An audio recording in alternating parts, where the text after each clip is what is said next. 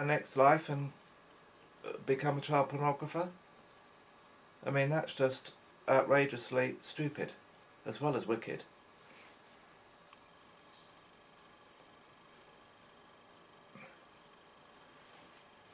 All really any person wants is to be understood.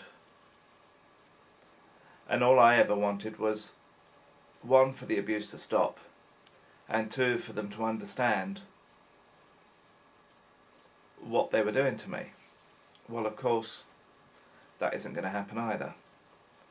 And I accept that.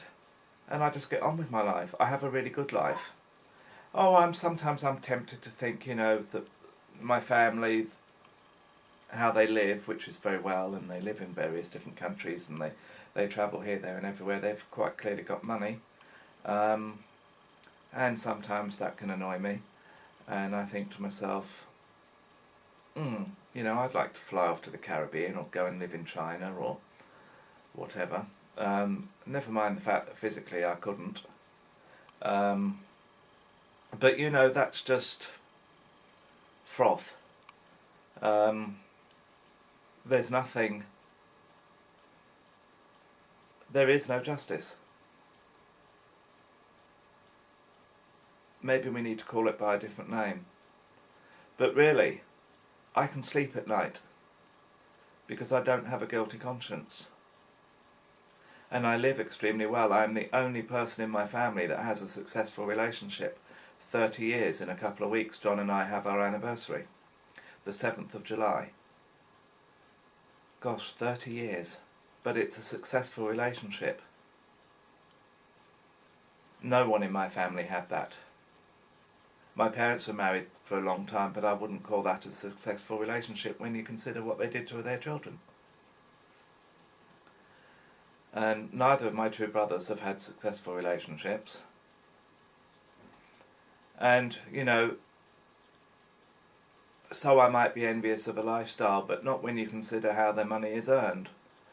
I'm not really going to say anything. I can't say anything more about this because I'm mindful of the fact that, well, I'm not too sure what's libel and what isn't, so although I could probably get away with saying that my brother earns his money by conning people. Whether he believes in the gumph that he believes in, I don't know, but he's conning people nonetheless. He used to be a fundamentalist, i.e. a Jehovah's Witness, and now he's a fundamentalist New Age person and believes he's channeling some higher doodah, and he charges hundreds of dollars to talk with people. And people, of course, follow him because there's always desperate people about. I know that because I did that sort of thing. I tried every possible way to get rid of this awful pain I was feeling. And when people are in that situation, you're very vulnerable, really vulnerable, to all sorts of con artists. And there are lots of them about. I am not into gurus, I never have been. I once, against my better judgment, went to a 3-day seminar headed by this woman that everybody thought was wonderful, and I didn't think she was at all. In fact, I thought she was a two-faced cow. She was a fraud. And the way she treated me was appalling. And more so in private, of course, so what can I say about that? Nothing.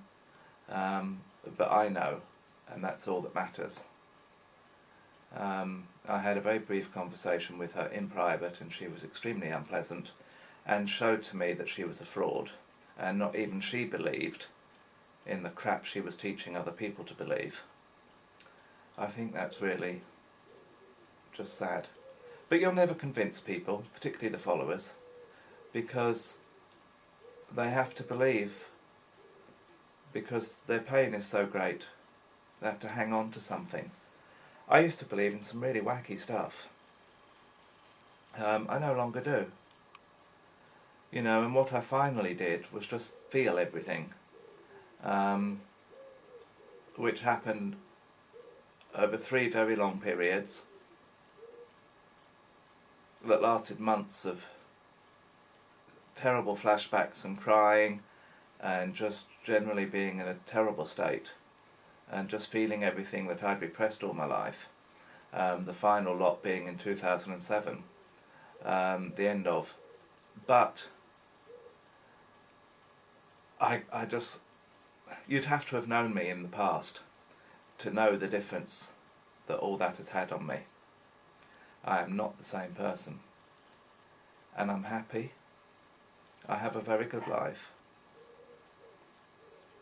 And I'm not eaten up by this desire for justice or vengeance. Because either it's going to get taken care of, and by that I don't mean that they're going to get punished, I mean that they'll become aware, because that's all it's about. Now, there's all sorts of things I could say about this, about the survival of consciousness after death and what that could possibly mean, and particularly the experience I had after I found out that my mother had passed. I didn't know that she'd passed until nearly 2 years after the fact. That's my family for you.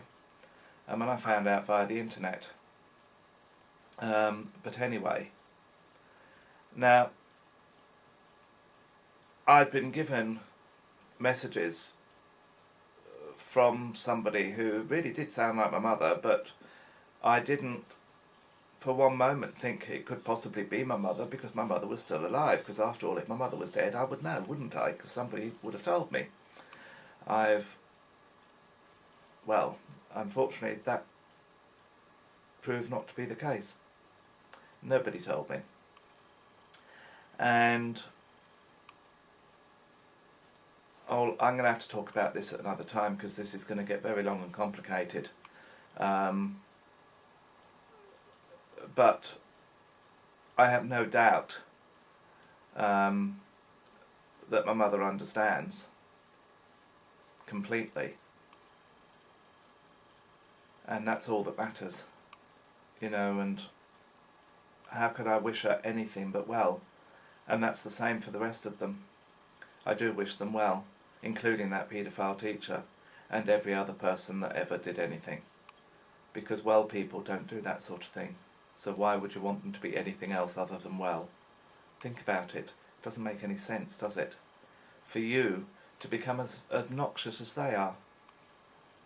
It's why I don't believe in capital punishment, because that just makes monsters of us. Because to me, capital punishment is actually worse than any crime anybody committed, because it's cold and calculated, and it involves several people. It involves a lot of people to kill one person in cold blood. And the justification of it is bullshit. Don't forget that the person you're killing had justification for what they did, if indeed they did it, because don't forget we have executed innocent people.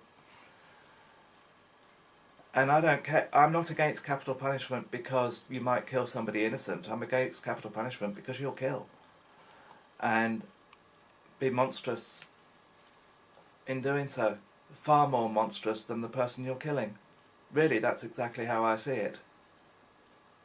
The people involved in doing that killing are vile.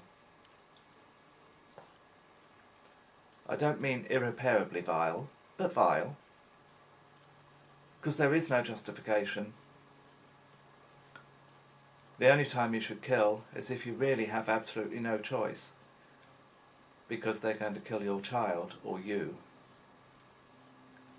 You know, I'm not daft. I know that if somebody attacks me, I'm going to do what I can to defend myself, and if that means kill them, I will. It would be natural. You wouldn't not do it, would you? But anyway, I could go on and on and on, and those who know me know damn well that I can, but I shan't this morning. This is a rather complicated subject, but I think I've covered the general gist. All right, I know I've glossed over the survival of consciousness bit and my mother and what would make me think that. Well, there are good reasons for thinking it, and I'll explain what those are, and it has nothing to do with needing medication or flipping or anything like that.